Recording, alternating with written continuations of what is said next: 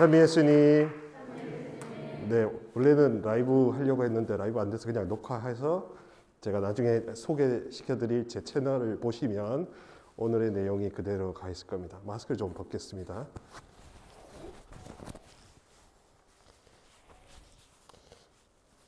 네,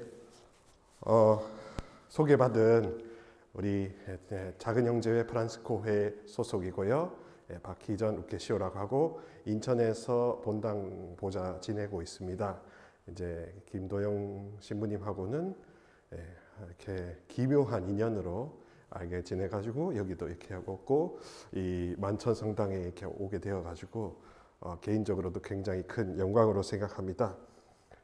저희도 지금 이제 그 판공 시즌인데 저희 주임 신부님한테 싹싹 빌어가지고 여기 가야 된다고 해가지고 눈총이 따갑지만 그래도 뚫고 왔습니다. 그래도 여러분들과 함께 어렵게 마련된 시간이니까요. 제가 최대한 쉽게 설명을 해서 여러분들이 가장 기본적인 원리를 좀 이해하시면 좋을 것 같습니다. 제가 준비한 주제는 야고보서 2장 13절에 나타나는 자비가 심판을 이깁니다 라는 것입니다. 성경에 따른 자비와 정의의 관계에 대해 고찰입니다. 이것은 왜 하게 되냐면 교우분들을 고해성사를 드리거나 아니면 교우분들이 굉장히 헷갈려 하시는 혼돈스러워 하시는 주제 중에 하나가 하느님은 벌 주시는 분일까?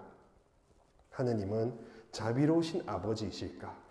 어디까지가 자비롭고 어디까지가 심판일까 하는 이런 알쏭달쏭한 것이 있었기 때문에 그래서 제가 한번 준비해 보았습니다. 오늘 시작 기도는 시노드 위한 기도. 아무래도 여기 신부님이 시노드 엄지척 아니시겠습니까? 그래서 시노드도 좀 했고 일단 맛보기로 종교 사상별 깨달음에 대해서 좀 설명해 드리고요. 성경이 말하는 자비, 성경이 말하는 정의, 그리고 시노달리타스를 공동합의성을 위한 교훈과 마침 말씀으로 로마서 말씀을 함께 흡수해 보도록 하겠습니다. 시노드를 위한 기도하겠습니다. 성부와 성자와 성령의 이름으로 아멘. 보이실까 모르겠는데 보이시는 분들은 같이 하시고요. 주 성령님, 저희가 주님의 이름으로 함께 모여 주님 앞에 있나이다. 주님만이 저희를 이끄시니 저희와 함께 하시고 저희 마음에 머무소서. 저희가 나아갈 길을 보여주시고 해야 할 일을 가르치소서. 나약한 죄인인 저희가 정의를 외면하여 혼란을 일으키지 않게 하시고 무지의 오류에 빠지지 않게 하소서. 또한 아무도 차별하지 않게 하소서. 저희가 주님 안에 하나 되어 생명의 길을 함께 걸어가게 하소서. 저희가 언제나 진리를 따르며 의로움을 찾게 하소서. 성부와 성자와 함께 영원히 친교를 이루시며 언제 어디서나 저희를 도우시는 성령께 이 모든 것을 간청하나이다. 아멘. 성부와 성자와 성령의 이름으로 아멘. 그럼 본격적으로 달려보도록 하겠습니다. 한국이라는 나라는 전 세계에 유일무이한 다종교 사회입니다. 아시다시피. 가톨릭이나 프로테스탄트가 수천 년 동안 주류를 이룬 곳은 유럽 땅이고요. 그리고 동남아시아 쪽에서는 불교가 아주 주류를 이루고 있고요. 그다음 중동은 무슬림으로서 계속 이어오고 있습니다. 한국만 이런 모든 영향이 집합되어 있는 그런 곳이다 보니까 과연 한국 가톨릭 신자로서 성경이 말하는 자비와 정의를 어떻게 알아들을 수가 있을까? 그것도 똑바로 혼돈하지 않고, 왜냐하면 혼돈하시니까 이게 다 비빔밥이 돼버리거든요. 짬뽕이 돼버리거든요. 그래가지고 제가 일단 구분을 좀 해드리도록 하겠습니다. 먼저 육아의 핵심 사상을 한 단어로 줄이라면 통입니다. 통할 통입니다. 그래서 하늘과 땅이 서로 통하는 게 육아 철학의 목적입니다. 그리고 어지러웠던 그 시대의 치세에, 그래서 논어나 이런 걸 보면 어떻게 하면 처세할 수 있는지를 배울 수 있지 않겠습니까? 그리고 그것이 내성외왕이다 라고 이렇게 표현합니다. 이때에 거룩하다 하는 이 거룩할 성자는 우리가 쓰는 성부, 성자, 성령의 그 성인데요. 이 성이라는 한자가 지니는 뜻을 저희 수도원의 성균관대 유학대학원 박사하신 선배 수사님한테 여쭤봤더니 가득 채운다는 뜻이랍니다. 그러니까 성이라고 하는 건 뭔가 가득 채우는 것을 의미한답니다. 잘라내고 금기하고 이런 게 아니라 본뜻은 채운다. 그러니까 유학에서는 하늘의 뜻, 천명을 인명으로 채운다. 천도를 인도로 채운다 하는 그런 내성, 그리고 이것을 가지고 외왕, 다스린다 하는 그런 뜻이 있다는 겁니다. 그래서 통, 처세, 치세 이런 게 중요한 깨달음이죠. 가르침이죠. 그러다 보니까 종심소욕 부류구라는 표현도 들어보셨을 겁니다. 나이가 이제 7순이 되시고 80이 되셔도 내 마음이 시키는 대로 해도 그게 천심에 어긋나는 게 전혀 없다라는 정도로 천인합일이 중요하게 되는 거죠. 사실 그리스도 교회의 교리는 육아 철학과 제일 많이 통합니다. 왜냐하면 천인합일, 하느님과 인간의 합일, 그리고 마테오 리치나 우리 신앙 성조들이 성리학이나 육아적인 베이스를 바탕으로 많이 다뤘기 때문에 그렇습니다. 불가는 공입니다. 공. 근데 공이라는 건 여러분들 이해를 잘 하셔야 됩니다. 비우는 것 자체가 목적이 되는 겁니다. 텅텅 비우는 것 자체가 무슨 수단이 아니라 목적이 되어버리는 겁니다. 그게 무슨 뜻이냐? 불이분이라고 합니다. 세상에서 나와 너, 그 사람과 이렇게 두 가지로 갈라놓을 수 있는 것이 하나도 없다. 불이, 아닐 불, 둘이, 불이분이. 그래서 고집멸도라는 사성제가 나오고요.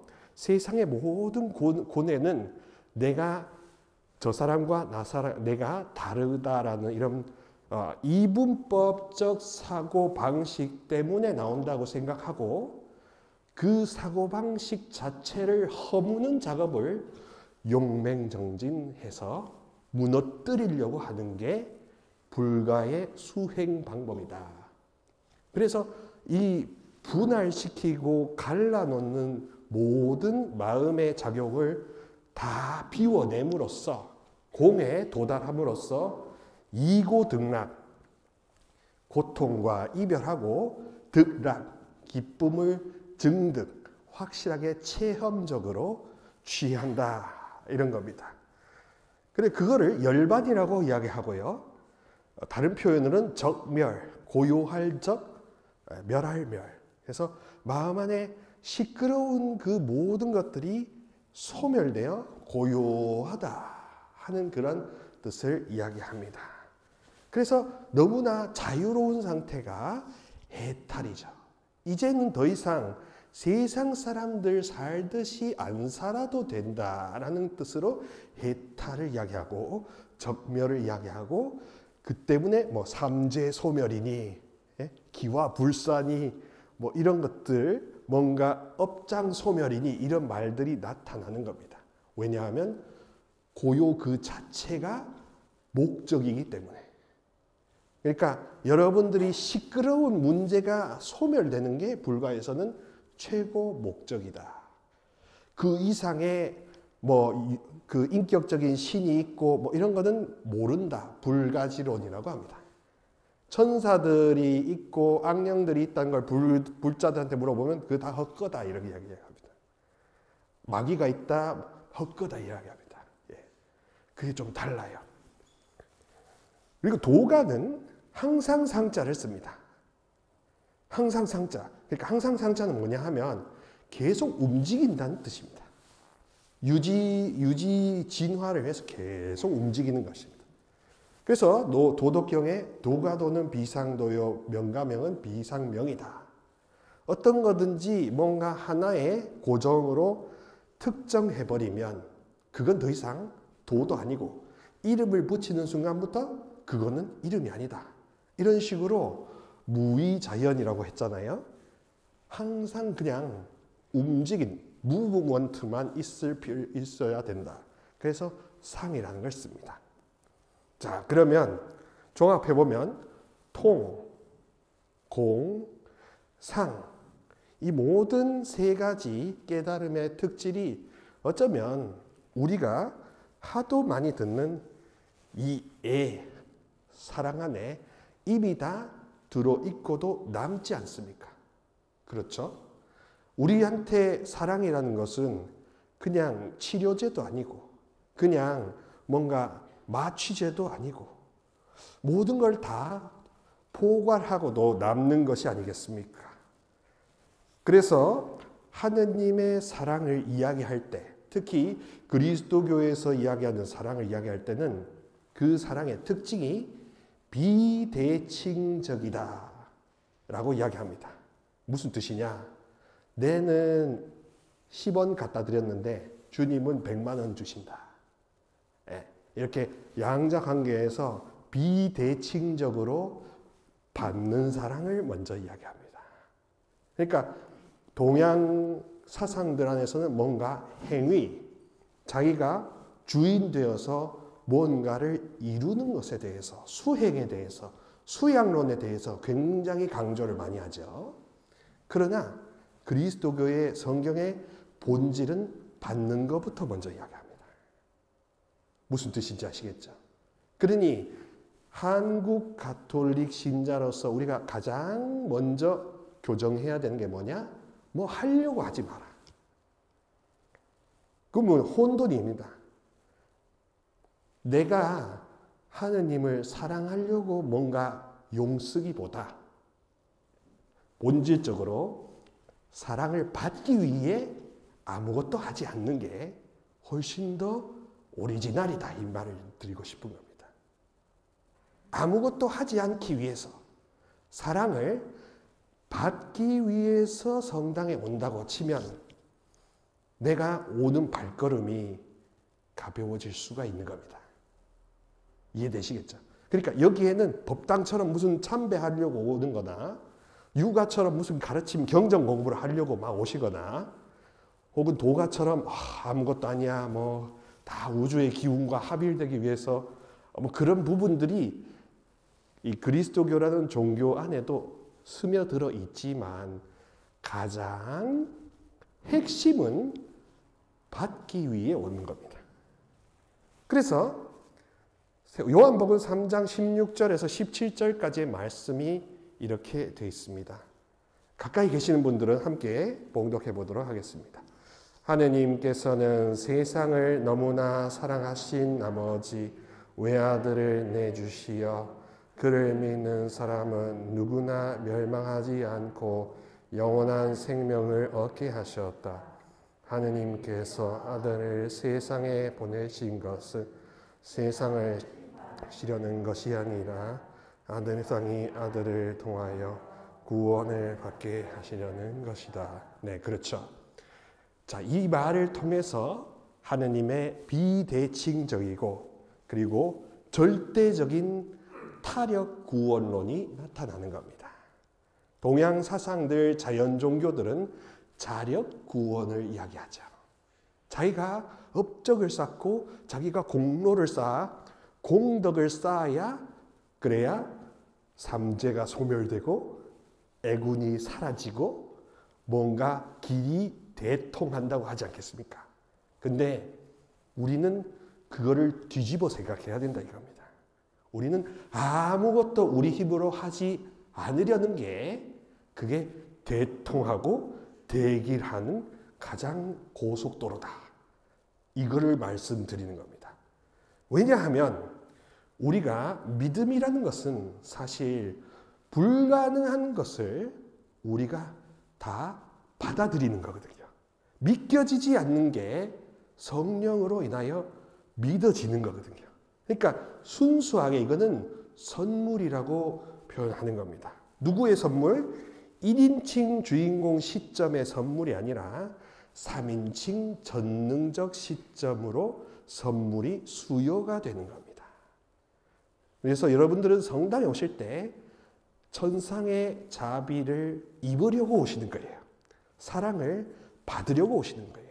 세상에 나가봤자 별로 열심히 사회활동도 하시지만 그들이 어떠한 경우에는 다 알아주지 못하지 않습니까?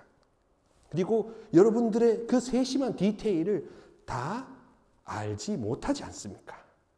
그런 하느님, 그런데 반해 하느님은 그런 거를 알아주시는 전지, 전능, 전선, 전권의 하느님이시기 때문에 그렇기 때문에 성당에 오실 때는 아무것도 하지 않으려고 와야 옳습니다. 그렇죠? 예. 이해되시겠죠? 예. 제가 너무 이상한 이야기 하나요? 아니죠. 예. 옳은 이야기를 하려고 합니다. 그래서 사실 믿음이란 건 인생이나 모든 것을 여기서 올려다보는 게 아니라요. 저 상주의 옥좌에서 내려다보는 겁니다. 그러니까 버드 뷰라고 해서 새가 독수리가 위에서 내려다보면 모든 게 다 아무것도 아닐 거 아닙니까? 그죠? 사실 믿음이라는 것, 신앙이란 건 뭔가 행위하려고 하는 게 아니라 위에서 내려다보려고 아무것도 안 하는 게 지름길이다. 그러면 여기에서 문제가 되는 게 아무것도 하지 않는 그 길로 가는데 걸림돌이 되는 것들이 뭐냐? 그게 바로 상처고 관계의 훼손이고 기억의 오류고 이런 것들을 다 정화해야 한다. 치유해야 한다. 이게 바로 우리가 기도의 목적이 되는 겁니다. 정화되고 치유되려고 하는 것이지 정화하려고 치유하려고 성당에 오는 게 아니죠. 그래서 우리가 그리스도교에서는 핵심이 뭐냐 하면 사랑받는 자녀가 되는 겁니다. 사랑한다는 것에 우리가 어느 순간 교육을 많이 받았어요. 왜냐하면 우리 유교 심리학적으로 줬으면 페이백 받아야 되고 베풀었으면 다시 베풀어야 하는 이런 행위 중심적인 것을 익숙해 하다 보니 신앙 안에서는 그렇게 안 해도 되는 건데 그걸 안 했다는 것을 막 뉘우치면서 고해소에 와서 힘들어 하신다 이거죠. 자, 이제부터는 내가 아무것도 하지 않는다. 그렇다고 의무를 이제 막 팽개치라는 게 아니라 주님의 사랑을 100% 받아들이기 위해서 아무것도 하지 않는다라는 식으로 이해하시면 되겠습니다. 그리고 기도하는 목적도 받아들이는데 걸리적거리는 기억과 개념과 상처와 아픔들을 정화되고 치유되도록 소원하는 게 그게 기도가 되는 겁니다. 무슨 뜻인지 알겠죠? 그래서 돌아가신 박홍 루카 신부님, 예수의 신부님은 불교는 비움의 종교라고 했습니다. 그럼 비우는 것 자체, 고요하게 만드는 공이 도의 목적이기 때문입니다. 그래서 그분들은 부처님을 이용해요. 부처님을 이용한다고 합니다. 내가 성불, 내가 불은 깨달을 불이거든요. 내가 깨달은 자가 되기 위해 부처님이 하신 가르침을 이용한다고 합니다. 우리는 거기에 한술 더 떠서 채움의 종교라고 하는 겁니다. 채움의 종교. 그러면 아까도 사랑받는 자녀, 채움의 종교 하면 결국에는 아무것도 하지 않는 쪽으로 가게 되는 거죠. 그리고 아무것도 하지 않으려고 자유로워지려고 걸리적거리는 것이 있으면 그것을 고해와 일상의 기도로 해방시키라는 겁니다. 해독을 하라는 겁니다. 그게 실질적인 신앙이고 개신교만 그런 거 하고 가톨릭은 안 한다는 게 아니라 그리스도교는 다 그게 기본이다 이겁니다. 기본이다, 기본. 가톨릭도 그렇고 개신교도 그렇고 주님의 사랑으로 완전히 충만하기 위해서 비우는 것입니다. 그러니 우리의 삶이 신앙으로 치유받고 정화가 되면 홀가분해질 수 있고 또 기쁘게 살 수 있고 가벼워질 수가 있는 겁니다. 그게 바로 새로워지는 거죠. 그러니까 늘 새로워진다는 게 신앙의 기쁨이 되는 겁니다. 그러니 여러분들이 가정 안에서 이런 관계 속에서 이런 온갖 찢기 같은 것들이 묻어 오셨다면 성당에 오셨거나 아니면 그 즉시 정화와 치유, 해방을 원하셔야 된다는 겁니다. 그게 바로 기도거든요. 그러니까 어떤 묘책이 있는 게 아니라 여러분들이 하시는 원래 기도를 본질적으로 하심으로써 가장 최고의 약이 되는 겁니다. 우스갯소리로 한의사들이 제일 좋아하는 말이 뭔지 아세요? 한의사들이 좋아하는 말. 인생은 한방이다. 한의사들이 제일 싫어하는 건 뭔지 아세요? 밥이 보약이다. 치과 의사들이 싫어하는 건지 뭔지 아세요? 이가 없으면 잇몸으로. 아이고 썰리야. 그런 식으로 한방이라는 것이 인생의 한방이라는 것이 다른 데 있는 게 아니라 밥이 보약이라는 말처럼 기도가 보약이 되는 겁니다. 우리의 일상 기도가 충분히 보약이 될 수 있습니다. 성경이 말하는 자비가 정의가 그리고 이 모든 기도가 여러분들의 공짜 보약이 될 수 있다는 것을 오늘 깨달으시면 좋겠습니다. 자비라고 하는데 구약에서는 라함이라고 히브리어로 합니다. 이사야서 49장 15절 말씀 같이 한번 읽어보실까요? 여인이 제 젖먹이를 잊을 수 있느냐? 제 몸에서 난 아기를 가엾이 여기지 않을 수 있느냐? 설령 여인들을 잊는다 하더라도 나는 너를 잊지 않는다. 사실 자비라고 할 때 나를 죄인 취급해놓고 자비를 베푸소서라는 게 자비가 아닙니다. 자비의 원래 느낌은 이겁니다. 설령 여인들은 나를 잊는다 하도 나는 너를 잊지 않는다. 이게 원래 자비의 본 느낌이다 이겁니다. 그러니까 나를 먼저 유교나 불교나 도가나 다른 무속 신앙들이 하는 그런 식으로 뭔가 흠이 있고 잘못 있는 사람으로 먼저 전제를 깔아놓고 아이고 자비를 베푸소서 이게 아니라 이겁니다. 그거는 진짜 우리가 오해하는 거예요. 성경이 말하고 진짜 제대로 이야기하는 거는 그런 거가 중요한 게 아니라 잊지 않는다는 걸 내가 절절히 느끼는 게 그렇게 체험하고 영적으로 체험하는 게 올바른 신앙 체험이다 이겁니다. 절절히 한번 체험하면 죄를 나중에 점점 짓기가 어렵겠죠. 그렇겠죠. 슬퍼하기가 더 어려워지는 겁니다. 미워하기가 힘들어져요. 진짜 여러분들 한번 어느 순간에 하느님의 자비가 느껴지는 그런 순간이 꼭 있었으면 좋겠습니다. 그러면 내가 입에서 걸걸한 말을 내뱉는 게 불가능해져요. 왜냐하면 여기가 고쳐졌거든. 고장난 마음에 구멍난 가슴이 고쳐졌거든요. 그래서 그게 안 될 것 같았지만 됩니다. 저를 믿으세요. 진짜 됩니다. 그리고 이 라함이라고 할 때 이 레헴은 어머니의 자궁을 의미해요. 하나님 자비라는 게 결국 모성애를 뜻하는 그런 식으로 표현합니다. 그래서 영어로는 to love, have compassion, 측은지심, 제가 이제 경상도 출신인데 경상도 사투리는 아이고 우약고, 아이고 우약고, 아 야야 우약고, 어떻게 이가 아니라 어떻게 하는 측은지심을 자비라고 하는 겁니다. 목에 힘줘서 어떻게, 적어도 인간이라면 이런 것은 교만한 목소리고요. 어떻게 하는 것은 자비의 목소리라고 구분하실 수 있을 겁니다.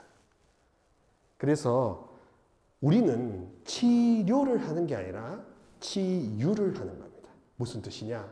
치료는 마데카소를 그냥 칠해서 고통을 잠시 잊어주는 겁니다.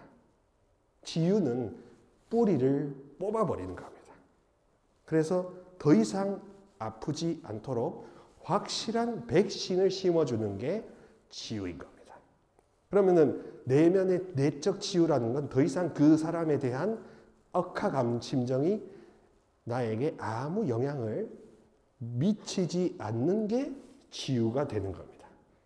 치유됐다고 하면서 어디 가서 기도하셨다고 하면서 계속 뭔가가 이렇게 올라오면 치유가 안 된 겁니다.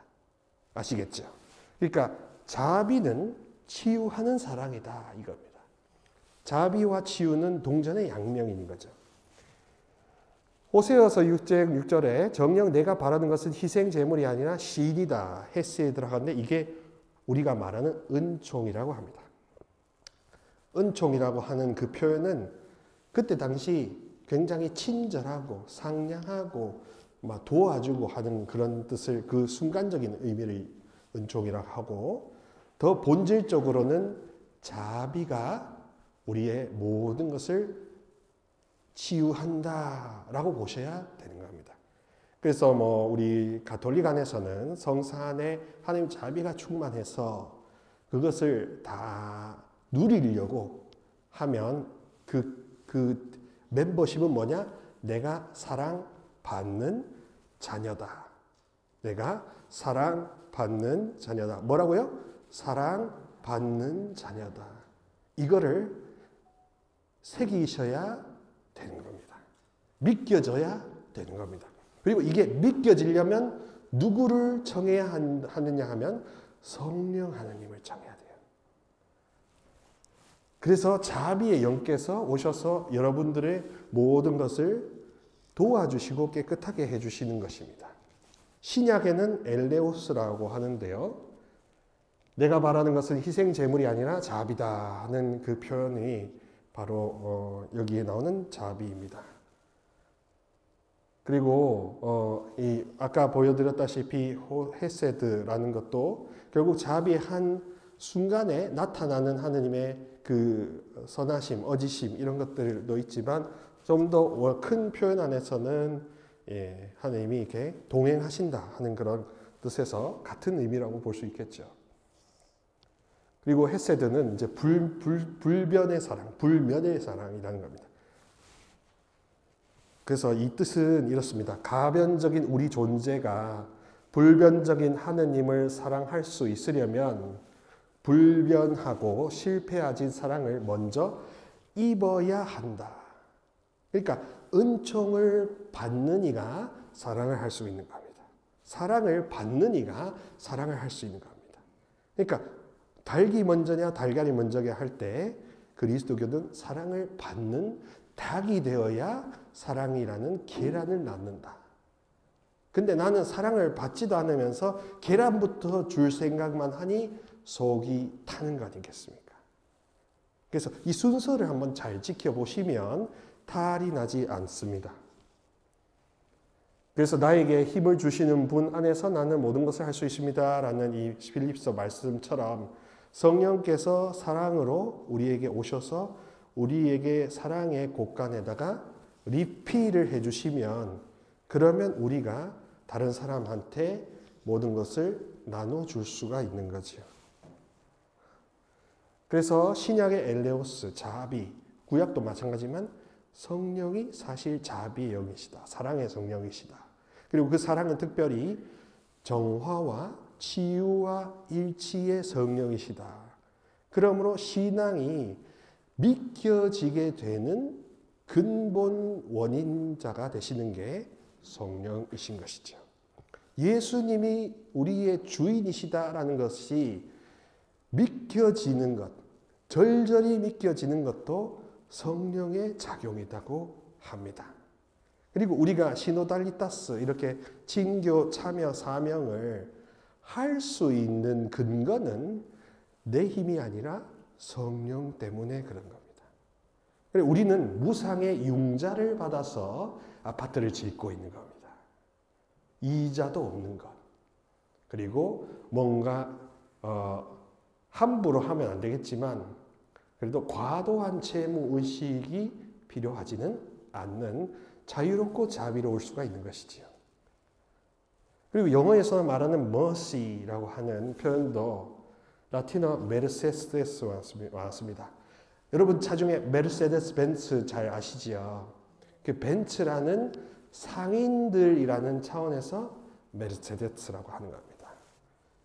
쉽게 말하는 이제 프랑스에서는 메시라고 해서 감사하다라고 하는데 이게 무슨 뜻이냐 하면 보상, 임금, 지불, 호의, 불쌍히 여긴 긍휼 이런 게 해당이 되고요. 교환의 신비를 이야기해 주는 게 바로 mercy라고 하는 겁니다. 그게 무슨 뜻이냐? 두꺼 봐 셋이 줄게 헌집다오. 그러니까 예수님은 우리의 헌집을 가져가서 당신의 새로운 사랑을 계속 주고 싶어 한다. 365일 ATM으로 교환을 하고 싶어 하신다라고 이야기하는 겁니다. 그래서 뭐 우약고 어떻게 그래가지고 저 사람 안에 있는 저것이 내가 이렇게 교환을 해줬으면 좋겠다. 그런 식으로 애련한 마음, 잊지 않는 마음, 함께하는 마음, 더불어 하려는 마음 그런 것이 가장 자비의 본질이죠.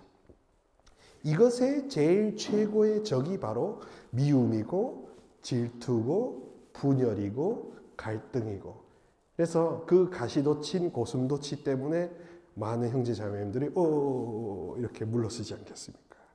근데 자비 안에 권능이 있다는 걸 좀 이따 설명해 드릴 수 있습니다. 베네딕토 16세께서는 이렇게 말씀하셨죠. 교부들이 말하는 것처럼 하느님께서는 거룩한 교환을 하셨습니다. 우리가 하나님의 것을 받아 주님과 같아지게 주님께서는 우리의 것을 받으셨습니다. 그래서 이제 복잡한 추상적인 세계 다 일단 단순하게 말씀드리면 여러분들은 성당에 오심으로써 씻김과 고침을 받고 생각의 자유를 얻어가시는 겁니다. 그리고 하느님은 여러분과 더욱더 가까워지기 위해서 언제나 함께 하시는 겁니다. 그게 자비의 권능이다 이겁니다. 자비로우신 주님을 믿는 특권이라는 겁니다. 어느 종교도 신을 이렇게 쉽게 모시지 않습니다. 절대적으로 비교할 수 없지만 굳이 비교를 하자면 무속인들은 시달립니다. 왜냐? 행패를 부리거든요. 그 신들이. 그래서 삐껴먹고 뽑아먹고 빨아먹고 그러다가 버려버리잖아요. 그런데 절대적으로 비교할 수 없지만 원천적으로는 굳이 여러분들의 이해가 조금 쉬워지기 위해서 굳이 든다면 하느님은 자유롭고 자비롭고 너그럽고 분노가 더디시고 치유하시고 해방시키시고 관계가 하나가 되고 관계가 더 좋아지고 그런데 뭔가 더 요구를 하지 않으세요. 그래 우리는 굉장히 쉽게 모신다. 근데 쉽게 보면 안 되는 거죠. 근데 많은 교우분들이 하느님을 쉽게 보고 이용해 먹으려고 하는 경우도 있습니다. 그게 사제로서는 되게 안타까워요. 그래서 자비 충만하다, 내가 자비의 사람이다. 그것은 내가 정화되고 치유되고 또 하느님과 가까워져서 이제 주님으로부터 받은 최고의 선물인 자유로운 사람이 되는 겁니다. 너희가 거저 받았으니 거저 주어라 하는 차원에서 이제 홀가분해진 거죠. 그래서 결국에는 이런 사람이 마지막까지 홀가분하게 살려면 가난해야 됩니다. 즉 마음에 어떤 것도 함부로 허락하지 않아야 되는 겁니다. 그러니까 미움의 씨앗, 갈등의 씨앗, 이 잉크 한 방울조차 허락하지 않는 겸손하고 가난한 의지가 필요하다 이거죠. 사람이 교만해지는 건 왜 교만해지는지 아닙니까? 이 정도는 괜찮겠지 하고 허락하기 때문에 교만이 시작되는 겁니다. 그러면 사람이 겸손해지려면 어떻게 하는 겁니까? 이것도 허락할 수 없어라는 작은 시작부터 시작되는 겁니다. 그러니 한평생 자유롭고 자비롭고 홀가분하며 성당을 받을 때마다 사랑을 듬뿍 받아가시려면 그러면 우리는 어떠한 것도 허락하지 않을 각오를 해야 할 것입니다. 그래서 하느님을 사랑한다는 것은 사랑을 받기 위한 것이고요. 사랑받음으로써 내 존재의 뿌리부터 완전히 새로워지는 것입니다. 거듭난다고 표현하기도 합니다. 그래서 이게 이 사람이 자비의 사람이냐 믿음의 사람이라는 것을 테스트하는 문구가 바로 이 요한복음 15장 6절에 너희는 나 없이 아무것도 못한다 라는 그 말씀에 대한 찬성 퍼센티지가 상승하느냐 감소하느냐 이거를 여러분들이 식별의 기준으로 삼으시면 됩니다. 교만한 영혼은 하느님 없이도 내가 하고 싶은 대로 하고 편안하게 살면 주님이 사랑해 주시겠지라고 이렇게 팔짱을 끼고 있는데 그렇지 않거든요. 그런 분들에게는 주님이 기회를 주시다가도 마지막에는 어쩔 수 없이 심판하셔야 되는 겁니다. 자비가 우선인데 자비를 알로 보는 영혼들한테는 할 수 없이 눈물을 머금으시고 심판하신다는 겁니다. 그러니까 우리는 개신교식으로 막 심판을 우선시하는 건 아니고요. 자비가 우선인데 자비를 알로 보는 영혼들에게는 결국 주님은 눈물을 머금고 심판하셔야 된다는 겁니다. 그래서 우리는 주님의 자비를 더 누리고자 아무것도 하지 않고 아무것도 허락하지 않는 영혼이 되어야 된다라고 이렇게 말씀드립니다. 그러면요, 법륜 스님, 도올 선생님, 뭐 다른 스님들의 법문 이런 거 듣는 거 안 하셔도 됩니다. 그분들이 말하는 동양 종교의 여러 가지 수양론, 마음의 고요를 막 하는 그런 말씀들을 유튜브로 섭취 안 하셔도 됩니다. 왜? 자녀인데. 자녀가 그런 거를 굳이 아마 들으실 수야 있겠죠. 근데 그거를 굳이 챙겨 들어야 할 이유가 없어진다는 거죠. 그런 데에서도 자유로워진다는 겁니다. 누가 뭐 어떤 이야기를 하는 것에 대해서 내가 혹하지 않아도 된다 이거죠. 시간 낭비, 에너지 낭비 다 안 해도 된다 이거죠. 그걸 얼마나 홀가분 하겠습니까? 자, 그런 차원에서 정의를 이렇게 이야기합니다. 찌데카라고 하면서 규범적이나 심판적인 정의가 아니라고 이야기합니다. 많은 분들이 정의 이야기하면 뭔가 판결의 정의, 법률적인 정의를 이야기하는데 성경이 말하는 것은 관계적인 정의인 겁니다. 그 사람한테 돌아가야 될 걸 그 사람한테 돌려주었느냐? 그 사람 것을 그 사람 것이라고 인정해 주었느냐? 이게 정의다 이겁니다. 자, 그래서 특별히 공동체에 대한 정의인 겁니다. 개인과 공동체, 개인과 사회 안에서 사회의 것을 내 것으로 취했느냐, 아니면 내가 내 것이라고 하지 않고 사회에 환원했느냐, 이것을 두고 정의로운 사람들, 의로운 사람들이라고 표현했던 것이죠. 그래서 개인이 조화롭고 또한 편안한 관계를 맺으면서 살아가는 그런 아름다운 공동체를 일구는 게 정의라고 했습니다. 창세기 15장에서는 그래서 아브라함을 두고 의롭다 하는데, 왜냐하면 자기의 것을 100% 내어놓았기 때문입니다. 그리고 게다가 성경에서 말하는 정의로운 사람은 개방성이 좋은 사람을 의로운 사람이라고 하는 겁니다. 숨기지 말고 가리지 말고 가면 쓰지 않는 사람이 정의로운 사람이라고 하는 겁니다.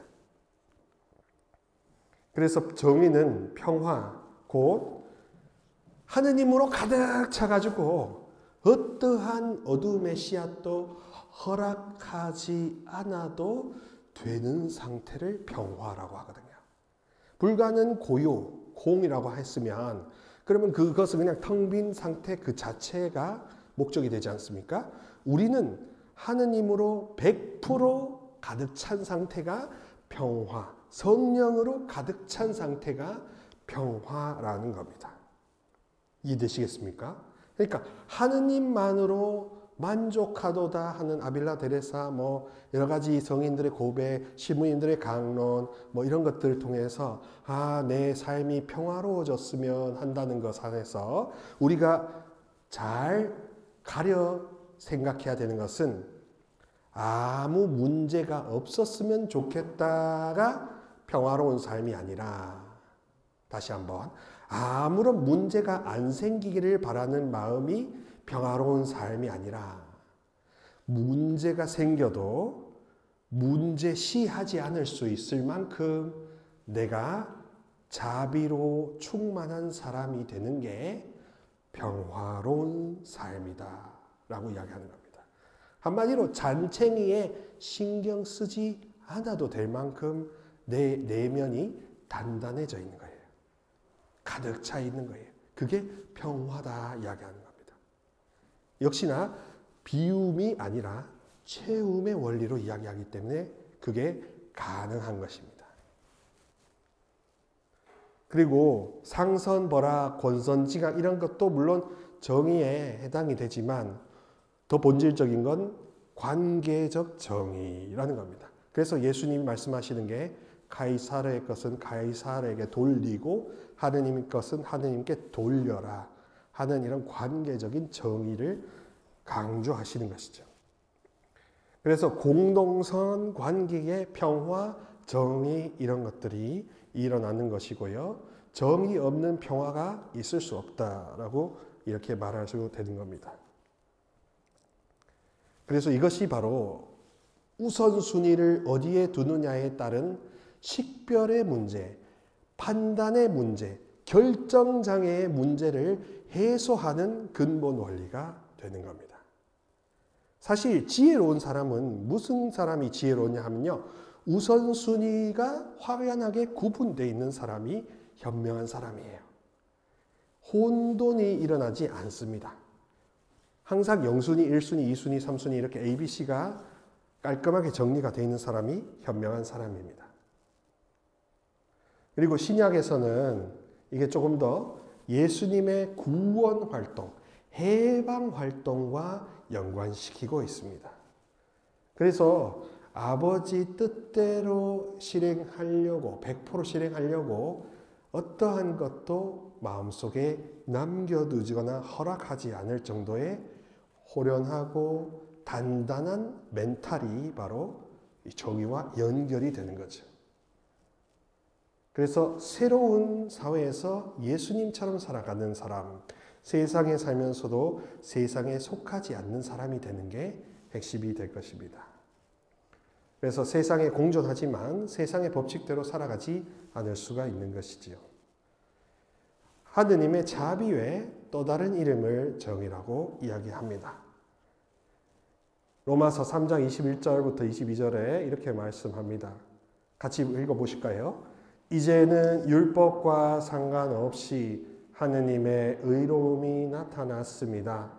이는 율법과 예언자들이 증언하는 것입니다. 예수 그리스도에 대한 믿음을 통하여 오는 하느님의 의로움은 믿는 모든 이를 위한 것입니다. 거기에는 아무 차별도 없습니다. 자, 그런 식으로 해서 사람들이 흩어놓고 내 거라고 주장했던 것을 그 사람 거라고 인정해 줌으로써 그게 정의로워진다 하는 겁니다. 그리고 전적으로 하느님께 속하고요. 그가 받을 보상을 그에게 보장해 주는 것도 정의로운 것이 되지요. 그래서 결국 이것도 하나님의 선물, 받아들이는 데 핵심을 둡니다. 이제 계명이나 율법을 통해서 인간이 행위 공덕으로 얻는 게 정의가 아니라 한마디로 선물로 받아들이는 거고 우리가 주체가 되지 않으려고 용쓰는 게 핵심 비결이 되는 것입니다. 그래서 성령을 예수 그리스도에 받아서 새 사람이 되는 것도 그것도 정의로워지는 사람, 의로운 사람이 되는 것이지요. 하나님 정의를 자비와 동일시하고요. 그리고 인간의 완전한 해방을 하나님이 꿈꾸신다는 것을 알아차리는 것도 우리가 정의로 빨리 나갈 수 있는 길이 되는 겁니다. 현세에 동화되지 말고 하나님 뜻을 식별하는 것이 중요하게 되는 거고요. 그래서 이제 정의롭다 하는 것은 뭐 사회적 이런 데모하고 뭐 피켓하는 그것만이 정의가 아니라 내 안에, 사람들 안에 있는 그 모든 자기 중심성을, 이기심을 해방시키는 것이 바로 정의와 연관시키고 구원과 연관시키고 그런 교회의 복음화 활동이 정의의 활동이라고 할 수 있는 겁니다. 그래서 거의 이제 마무리가 되었습니다. 시노달리타스를 이야기할 때 함께 걷기, 제3천년기의 교회의 모습을, 자화상을 우리가 같이 그려보는 거에서 저는 이 문구가 핵심이 될 것 같습니다. 같이 읽어보실까요? 너도 아프냐? 나도 아프다. 너도 슬프냐? 나도 슬프다. 이 말은 뭐냐 하면 자비라는 겁니다. 그리고 정의, 그 사람도 아프다. 사제도 아프고 슬프고 외롭고 괴로운 겁니다. 수녀님들도 마찬가지고요. 그러니 이 동시대를 살아가는 사람들 안에서는 신부님이니까 완성되어 있다고 하는 것도 정의로운 게 아니에요. 수녀님이니까 완성되어 있다고 생각하는 것도 정의로운 게 아닌 겁니다. 오히려 더욱더 수녀님도 아프시겠네요. 저도 아픈데 하는 식으로 자비와 연민으로 동행하는 교회의 자화상을 꾸려가는 게 이 춘천교구 안에서 공동 합의적인 3000년기 교회의 모습을 그려보는 거죠. 저는 귀국한 다음에 한국에 와서 저걸 많이 느꼈습니다. 아무도 다른 사람에 대해서 관심이 없더라고요. 수도원에서. 그리고 그 사람이 뭘 하는지 관심이 없어졌어요. 수도원 안에도 어느새 냉기가 알래스카보다 더 심하게 오더라고요. 뭐 이런 냉동고가 있나. 그런데 그런 생각이 들었습니다.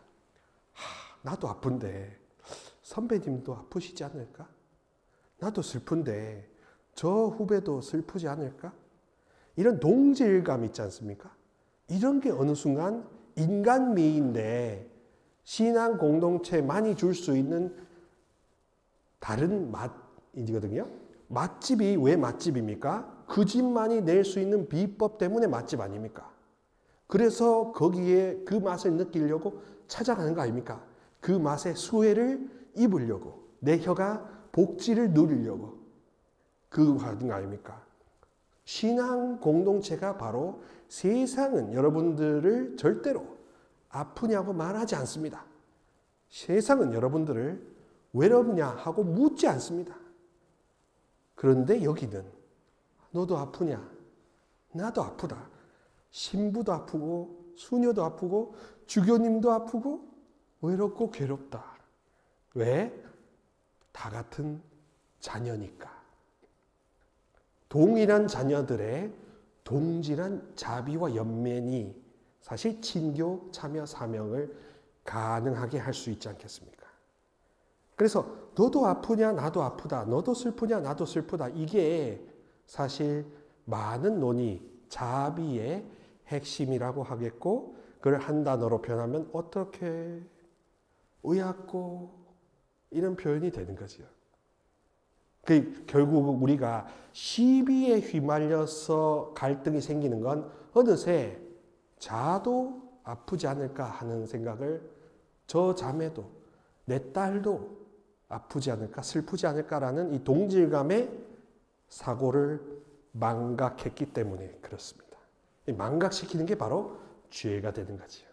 고해성사 안에서는 여러분들 뭘 했다 안 했다, 하지 말아야 될 것을 했다, 해야 될 것을 하지 않았다라는 그런 행위론적인 죄뿐만 아니라요, 여러분들이 본성상 인간미를 느끼지 못할 정도로 무감각했다, 아팠다, 슬펐다, 이런 것들 더 많이 고해해 주시면 사제들이 공감을 하면서 더 존재의 뿌리로부터 자비로운 성사를 베풀 수가 있는 겁니다.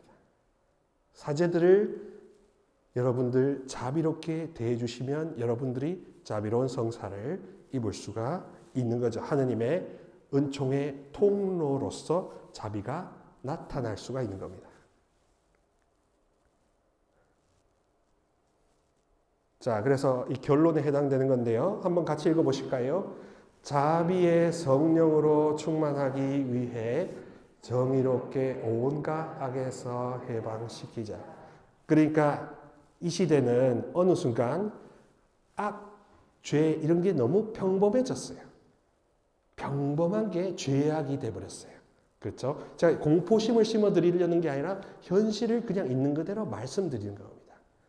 어느 순간 시비는 많은데, 시비거리는 많은데 너도 아프냐 나도 슬프냐 이런 식으로 자비의 마음으로 연민과 동행하는 것은 정말로 다큐멘터리만 볼 수 있게 되었으니, 그러니 성당에 와서도 시비거리에 휘말리게 되는 거 아닙니까? 여기도 질려서 떠날 수밖에 없지 않겠습니까? 그럼 그게 교회입니까? 아니죠. 그러니 우리가 해야 할 것은 내 자신과 우리 동료 공동체 안에서 사랑을 받지 못하게 하는 그런 것들이 있다면 하느님께 당신의 자비의 권능으로 저를 자유롭게 하시기 위해 이 모든 것을 해방시켜 달라고 하는 기도도 함께 바쳐져야 되는 거죠. 그렇죠. 샤워를 하지 않고 방에 어떻게 들어가겠습니까? 샤워도 하고 방에서 휴식도 하는 거 아니겠습니까? 뭔가 건너뛴 상태로 그냥 우리가 하던 일상적인 그 사람을 축복해 주시고 그 사람을 뭐 해주시고 이런 해달라는 기도도 하시지만 그 전에 해방시켜 주시고 정화시켜 달라는 것도 아울러 기도하셔야 되겠습니다. 오늘의 그 강의를 많이 들어주셔서 감사드리고요. 마지막으로 여러분들께 로마서의 말씀을 들려드리도록 하겠습니다. 눈을 좀 감아주시면 좋겠습니다. 로마서 12장 9절부터 21절의 말씀입니다. 사랑은 거짓이 없어야 합니다. 여러분은 악을 혐오하고 선을 꼭 붙드십시오. 형제로 서로 깊이 아끼고 서로 존경하는 일에 먼저 나서십시오. 열성이 주르지 않게 하고 마음이 성령으로 타오르게 하며 주님을 섬기십시오. 희망 속에 기뻐하고 환난 중에 인내하며 기도에 전념하십시오. 궁핍한 성도들과 함께 나누고 손님 접대에 힘쓰십시오. 여러분을 박해하는 자들을 축복하십시오. 저주하지 말고 축복해 주십시오. 기뻐하는 이들과 함께 기뻐하고 우는 이들과 함께 우십시오. 서로 뜻을 같이 하십시오. 오만한 생각을 버리고 미천한 이들과 어울리십시오. 스스로 슬기롭다고 여기지 마십시오. 아무에게도 악을 악으로 갚지 말고 모든 사람에게 좋은 일을 해 줄 뜻을 품으십시오. 여러분 쪽에서 할 수 있는 대로 모든 사람과 평화로이 지내십시오. 사랑하는 여러분, 스스로 복수할 생각을 하지 말고 하느님의 진노에 맡기십시오. 성경에서도 복수는 내가 할 일, 내가 보복하리라 하고 주님께서 말씀하십니다. 오히려 그대의 원수가 줄이거든 먹을 것을 주고 목말라 하거든 마실 것을 주십시오. 그렇게 하는 것은 그대가 숯불을 그의 머리에 놓는 셈입니다. 악에 굴복당하지 말고 선으로 악을 굴복시키십시오. 이렇게 되어 있습니다. 특별히 분노가 많은 한국 사회에서는 분노를 내 것으로 삼아서 내가 판단하는 것에 중독이 되어 있습니다. 그래서 화를 내지 않는 사람을 바보로 여긴다 이거죠. 근데 여러분, 신앙하는 사람은 화를 내지 않을 수 있습니다. 화가 나지 않을 수 있습니다. 자비의 하느님께서, 자비의 성령께서 여러분들을 가득 차지하시면 화를 내지 않으실 수 있습니다. 화가 나는 감정이 있더라도 그것을 내 것으로 취하지 않을 수 있는 자유와 자비가 보장되기 때문입니다. 그래서 제가 자비가 심판을 이긴다는 주제를 셌습니다. 시비거리보다 더 강한 게 선을 악으로 굴복시키는 게, 악을 선으로 굴복시키는 게 그게 자비가 심판을 이긴다는 것이거든요. 그래서 저는 제 자랑이 아니라 이런 저의 생각, 제가 공부해왔던 것을 이 시대에 좀 많이 전달하고자 유튜브를 지금 한지 한 1년 반 정도 됐습니다. 그래서 이렇게 다양한 콘텐츠 또 실시간 묵주기도 등을 통해서 많이 이렇게 여러분들을 도와드리고 있고, 무엇보다 우리가 개념을 교정하면 훨씬 더 인생이 고속도로가 되거든요. 그래서 애둘러 가시 마시고 함께 동행하며 좀 더 빠르고 안전하게 갈 수 있었으면 좋겠습니다. 그리고 바깥에 보면은 제가 오늘 신부님 허락해 주셔가지고 제가 번역한 책을 여러분들께 소개해드리고자 가져왔습니다. 기도가 세상을 구할 것이다 라고 하면서 정말로 기도가 여러분들한테 가장 좋은 보약이 되는 것이 어떤 개념인지를 좀 소개해 놓은 책입니다. 그래서 여러분들 기도를 통해서 가장 확실한 보약을 챙겨 잡수시면 좋을 것 같습니다. 경청해 주셔서 감사합니다.